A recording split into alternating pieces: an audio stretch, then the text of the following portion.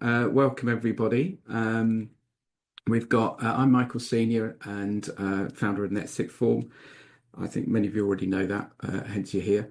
But if you're new to Net Sixth Form, then just go to that site and you can sign up for a newsletter, which is probably what brought a lot of people here today. We've got Cath from Uplearn. We've had quite a few questions on our Facebook group for sixth form leaders, so thought it would be worth getting Uplearn to come in and do this. And also we've got Tom, who is from Urmston Grammar, and they've embedded Uplearn in their sixth form and use it for marketing as well, and to raise outcomes. So it's really helpful to have Tom here, who's actually been bringing it into the sixth form to help. So that's great. So Cath, I'm going to sort of hand over to you. And if you can just tell us a little bit more about what Uplearn does and how it supports outcomes in centres. Absolutely. Hi, everyone. Thank you very much for joining us. It's a pleasure to see so many on the call. Very simple little agenda today. I'm going to do a brief overview of Uplearn for anyone that's unfamiliar with the platform, perhaps hasn't come across us before, just what we're all about. And then we're going to jump into Tom's perspective as someone that's been using the platform for a number of years, his top tips, how it's going, and the ways that you can use Uplearn to actually support your students. We will also have a Q&A at the end, so please do drop in questions throughout, just into the chat function there. I'll be fielding some as we go, but hopefully we'll have kind of 5-10 minutes at the end to ask Tom any questions, and I can answer any that come up as well. So what is Uplearn? So as a very brief introduction, we've been working with schools since 2016, and essentially we offer online courses. So you can see our range of subjects and exam boards below, but we're proud to offer courses across science, maths, psychology and economic A-levels. And we work with over 600 schools to support students in all 6 of these subjects with independent learning time support, as well as support in the run-up to exams and revision as well.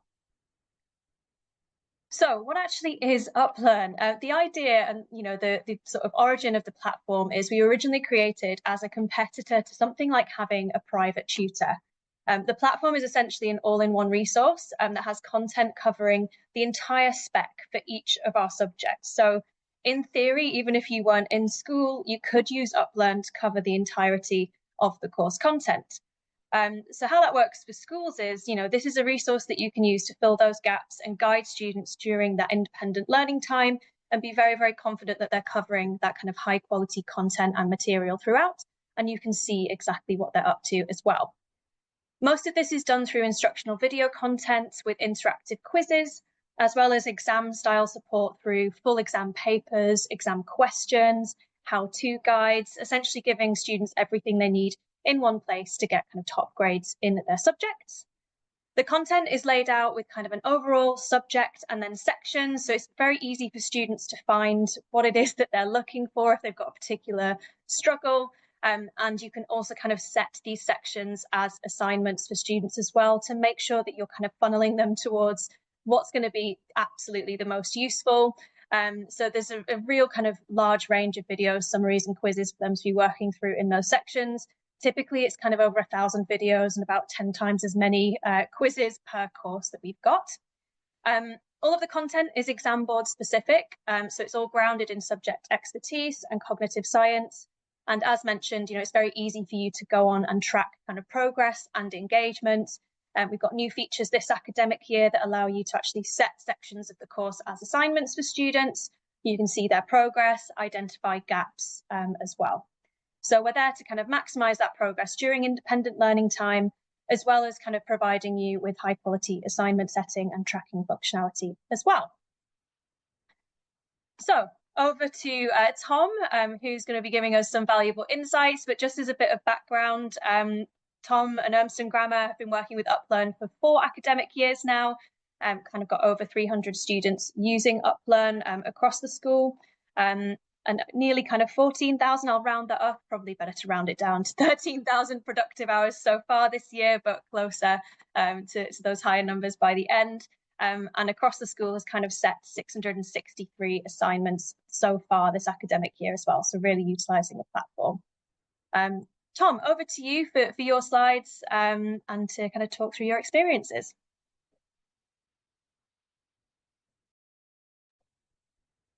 I think you need to come off mute there. Oh, you can't unmute. There you go. Can you hear me?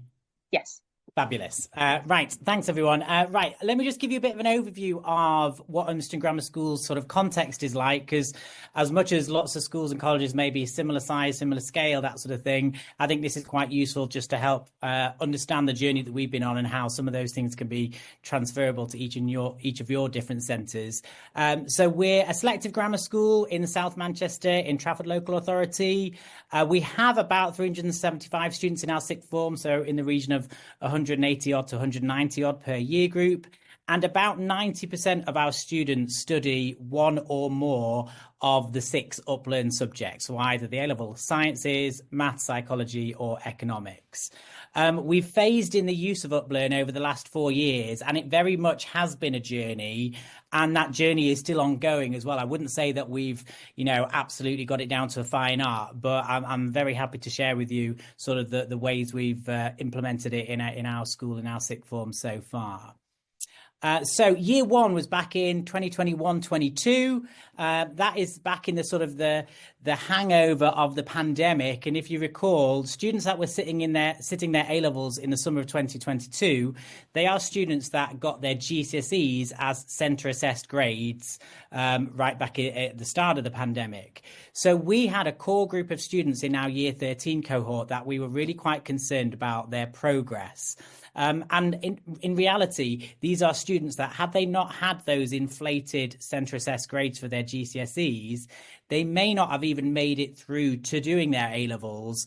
And so these were students that were really struggling, with the level of challenge of their A-level courses. So we were trying to find some creative solutions of how we could support these students. And one of the many strands we used was to use a chunk of our catch-up funding, because of course that was back in the time where every school and college was allocated a moderate sized pot of funding to help sort of mitigate the sort of disruption caused by the pandemic. So we used a chunk of that funding to buy 40 student accounts for various different uplearn subjects in the final approach to their exams. So probably they had about 3 or 4 months worth of uplearn. So we by no means used it for a full academic year. This was right, let's throw the kitchen sink at this for these students. Some really bought into it. And in that 10-week time frame, some students really engaged significantly and used it as a good platform for their revision.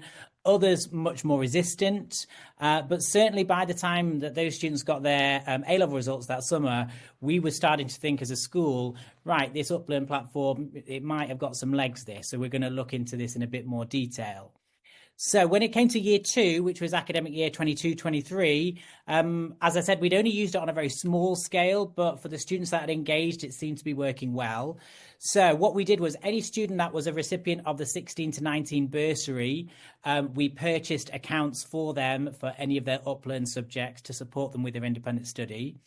And in addition to that, any student that wasn't a recipient of the bursary, we offered that they could purchase an uplearn login through school at a discounted rate. And we've got a decent number of students choosing to buy into uplearn for that. So I would estimate that we maybe had just shy of 100 students using uplearn for one or more of their A-level subjects.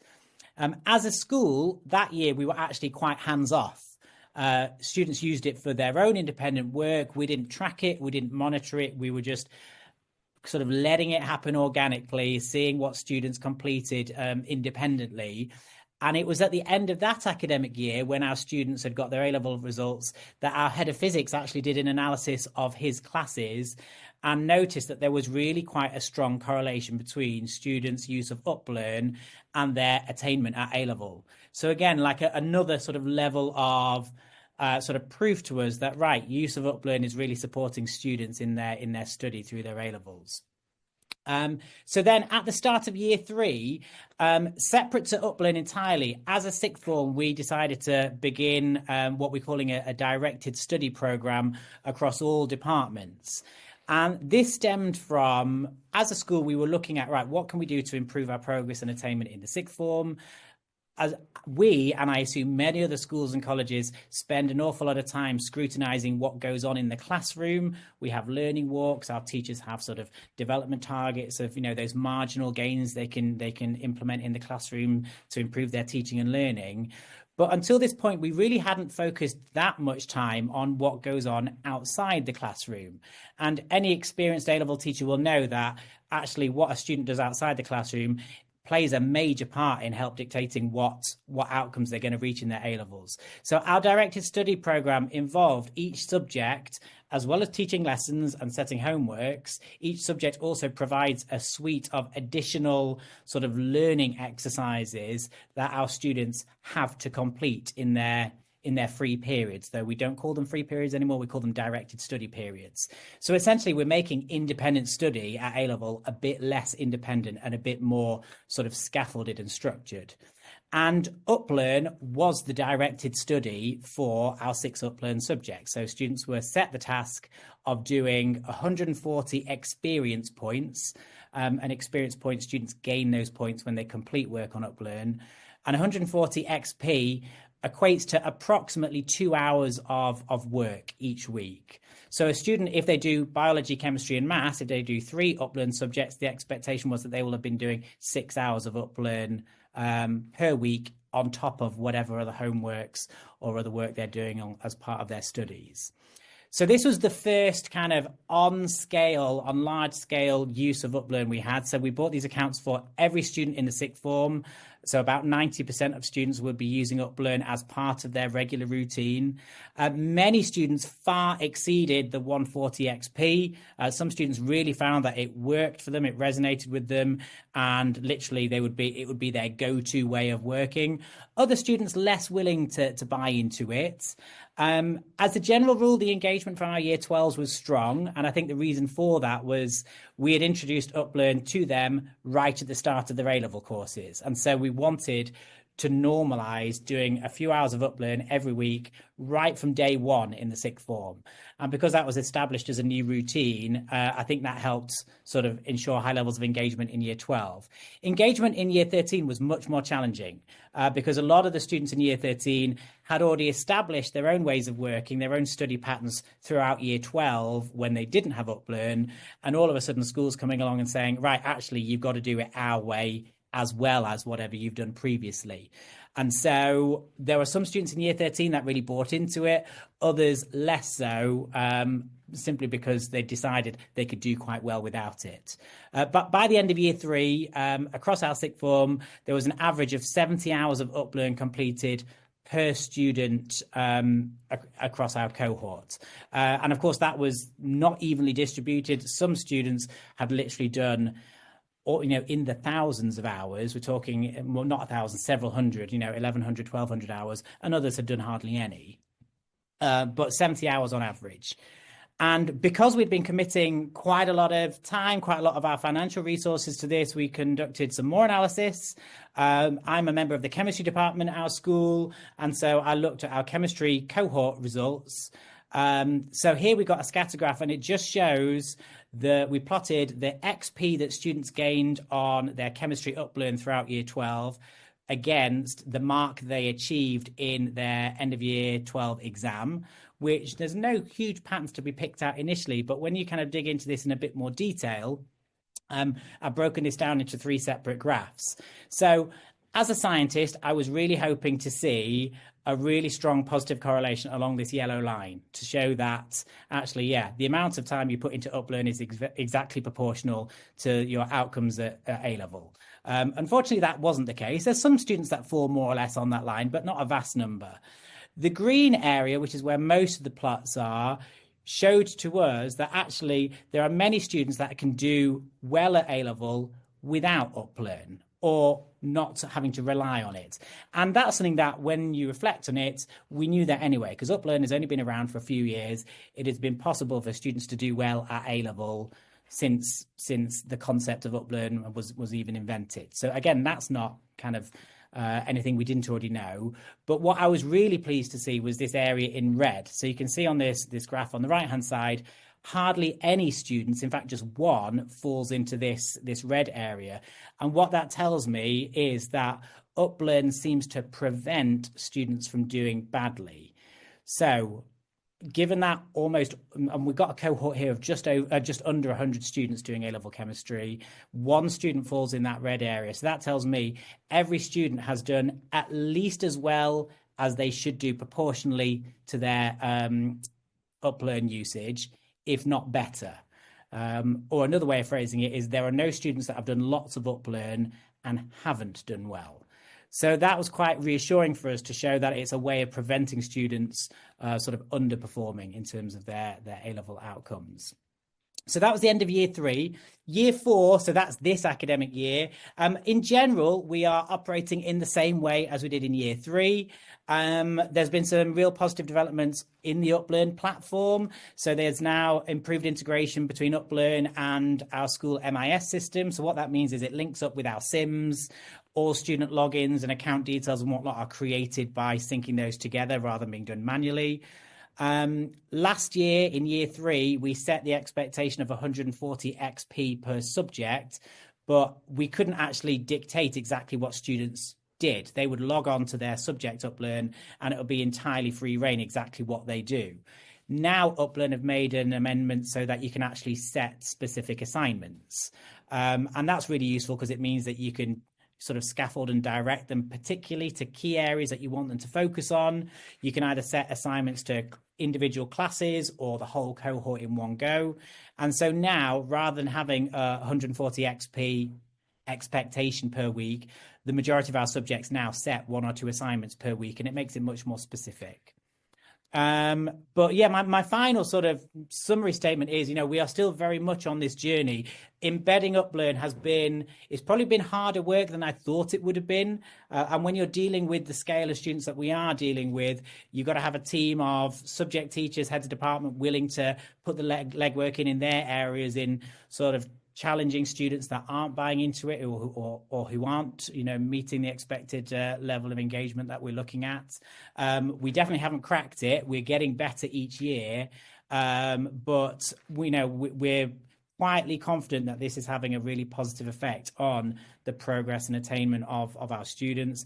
I'd like to think that a lot of the progress that we're seeing in our Uplearn subjects is brought about by doing more work on Uplearn.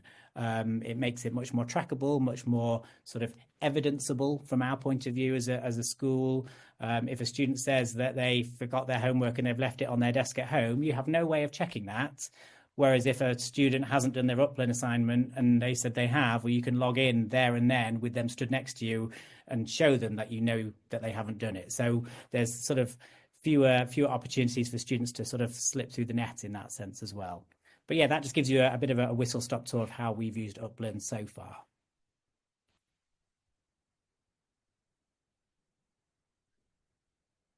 Thanks, Tom. Before Cath rounds off, could I just ask a couple of questions? Is that all right? Fine by me, yeah. Thanks ever so much for doing that. And I can see there's some questions in the chat as well, so I thought I'd take us through those. Let's start with people that don't know very much about Uplearn as opposed to those people that want to sort of improve their use of it. In terms of monitoring students, how do you actually do that? So if you've got 6 subjects, is that right? I mean, they make up a huge proportion of the students because it's sciences, maths, psychology, and econ. So I would imagine that's a fair chunk of your students. How do you monitor them using an Uplearn facility? Yeah, so that's changed in the last 2 years. So last year, when you couldn't set assignments, every teacher would have their own login. They can log into our school sort of Uplearn portal, and you would get all the stats for all the students in all subjects. And by applying various filters, you could sort of narrow it down to find out exactly what you wanted to know about each student. But I'll be honest, last year, it wasn't in a particularly user-friendly way. Almost it was a bit information overload. And if you needed to find something really specific out about a particular group or a particular individual, it was quite hard to kind of narrow it down to that. That's improved massively this year with being able to set assignments. So because it now links into our MIS system, Uplearn automatically groups students into their timetable classes. So an individual teacher in the biology department, for example, can log into their Uplearn, can log into their class and see their individual students that they teach, and can check whether they've completed an assignment, when it was completed, when they last logged in. There's lots of kind of useful bits of information that can then lead to colleagues having meaningful conversations with those students. But it definitely, in terms of tracking all that data, it definitely has to be a team effort. I've sort of overseen it on behalf of the school over the last couple of years, but I can't be the one to go around chasing individuals to say you've not done your Uplearn this week and all that sort of thing. That has to be done at a classroom level. And that's something that we're still probably building on, because when it gets to that, you have to kind of trust that those conversations are happening around the school. And often the vast majority are, but is the experience in one classroom going to be the same as it is in another classroom as well? So that's one thing that we're sort of wanting to build on. And then presumably you log into a dashboard or something. So you've got a login, and then individual teachers have a login. So if I'm an economics teacher, I can log in and see the cohort for economics. Yes, correct. Yeah. And if there were 3 chemistry groups, the head of chemistry could log in to and see each of the 3 different groups. Yeah, so we have 6 groups in year 12, 6 in year 13, and our head of chemistry has an overview of all of them, the ones that he teaches as well as the ones that he doesn't teach. And so it's a good way of, essentially it's a good way of quality assuring our teachers or your colleagues using it effectively as well, because often a student's or a class's performance is going to be to a greater or lesser extent influenced by how much their teacher is pushing it in their lessons and whether it's being supported and reminded and whatnot. So yeah, that information is very trackable. And then in terms of affording this, because you're paying for this out of your school funds, because there's, as you said, the sort of catch-up funds, that's all gone. What is there? You pay for out of school funds. That's presumably related to how many people use it. Do you get any? Do you get any extra money in to pay for it in any way? Right. Yeah. So the cost that we pay to Uplearn, we have a range of ways of how we cover that cost from our school budgets. So not quite at the start of September, we leave it a month or so whilst all the subject swaps that inevitably happen at the start of year 12 occur. But probably during that first half term, we work out exactly how many Uplearn accounts we've got across the 6 subjects in year 12 and 13. And of the total that we pay to Uplearn, we work out what our cost is per head, sort of per student subject account. And then for students that qualify for the 16 to 19 bursary, we cover that cost from our bursary. But then the other thing we do is we just write an open letter to our year 12 and year 13 parents to say, we're providing this fantastic platform for our students to support their learning. Here's the link to show you how much it would cost if you wanted to purchase it as a private individual, which is a significant cost. Would you mind making a contribution towards, towards covering the fee? And I think we make a suggested value of what that could be, but we accept whatever they're willing to provide. And that also helps cover a chunk of the cost of it. That's not to say that the bursary and the contributions go anywhere near to covering the full lot, but they certainly take the edge off it a bit. And then, thanks for that. And then in terms of setting assignments, somebody's asked the purpose of them. Do you tend to do it as a kind of flip learning? Here's what you need to cover for the class that's coming up. Or is it to consolidate learning? It's sort of after the lesson.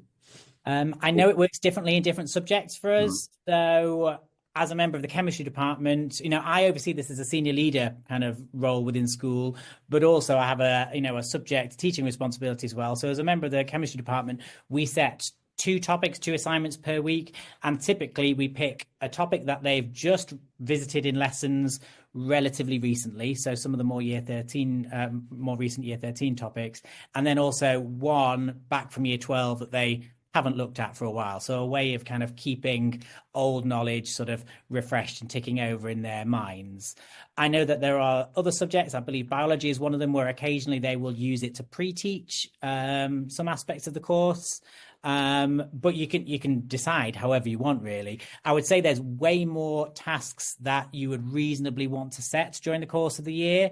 So there's plenty of scope to either use it to consolidate recent knowledge, go back and revise topics from much earlier on in the course, or kind of, pre-teach content that you've not got to yet. I think there's loads of scope to do whatever you want. And that can be individual, that you can do that on a class by class basis, a subject by subject basis, or a cohort basis if you wanted. And then Richard has asked, how much do you feel UpLearn delivers on sort of exam? This is the stuff you need for the exam, and how much is it broader? How, in terms of a more in-depth understanding of the subject? I mean, those two things are pretty inseparable anyway. But which Richard has also said. But yeah, and I can only really give my view on the chemistry aspect of this here, because I know the nuances of AQA chemistry and what keywords and what the common questions that get asked and whatnot. So from my point of view, from A-level chemistry, it aligns very nicely. That isn't to say that every single sort of routine type of exam question will have UpLearn content which exactly matches the keywords or terminology that's needed. So it's definitely useful in terms of teaching the scientific content and the subject knowledge that's needed. And for chemistry, it aligns nicely most of the time in terms of the nuanced AQA details. I would say I'm not really in a position to be able to answer that for any other subjects or exam boards, just because I wouldn't have the subject knowledge to be able to make that sort of detailed comparison, really. Sure. And then I'm assuming somebody's asked, which subjects do you get the most engagement from? But I would imagine that's also going to be teacher specific and within the centre, possibly. It is, but I'll give a frank and honest answer about that. The two top subjects by far are chemistry and physics. Okay. There aren't any subjects where engagement is low, but one where it is lower is maths. But I think that's because our maths department use another online platform as well. I don't know whether I should name them, so I'm not going to at this stage. But they use a couple of options in terms of how students kind of work independently on that. So UpLearn is kind of part of a bigger package of things that our maths faculty use. And I know that they set more traditional, here's a load of questions, get a piece of paper and a pen and answer them like you would do in an exam as well. Yeah. But yeah, so I don't think there aren't anywhere it's low, but certainly there is a range of how well it matches. That's really helpful. And I think you've answered the question that was the first question posed by Romy, who looks at how do you track the students to sort of know if they're engaging. So you kind of answered that while you were going along. So thank you very much for that. That's really helpful. Cath, I don't know if you want to round things up. Yeah, of course. Thanks for everyone for all your questions. It's been really, really useful. I think we've hit all of them. I've been trying to answer some as we go as well. But if you do have any other burning questions at all, either for Tom or for myself, do feel free to pop me an email. My email address is there. Both the email addresses I've shared work. They both come to me. So don't be confused that I've given you two different ones there. I'm sure I can pass anything along to Tom if there is any burning questions. You can also use the QR code. I mentioned this at the beginning. If you did want to arrange a call with the team, you can book in a quick sort of 15-minute demo using that. Someone did ask a question about the teacher dashboard and how you can kind of access further information. Again, do pop me an email. I've got lots of demos and videos that I can share with you. So any questions at all, however small, please do feel free to get in touch. But yes, thank you very much, Michael, for hosting the webinar. Thanks for everyone for coming, and thanks very much, Tom, for sharing all of these kind of valuable insights. Very much appreciated. Thank you ever so much to everybody, and thanks for rocking up. I know this is a hard week as you lead up to half term, so have a well-deserved break over half term, and you've got all the details there. I'm sort of stalling slightly to give people a chance to get that QR code and get your email, but do get in touch. But well done getting through the year so far. Tom, thank you so much. Right. We were talking earlier, but we love your background. It's so authentic, and all the thank you cards at the end have been brilliant. All right, Tom, thanks very much for all your time. It's brilliant, and enjoy half term. And I think we'll call that a wrap. Thanks, everybody. Okay, take care. Thanks, Cath. Thanks, everyone.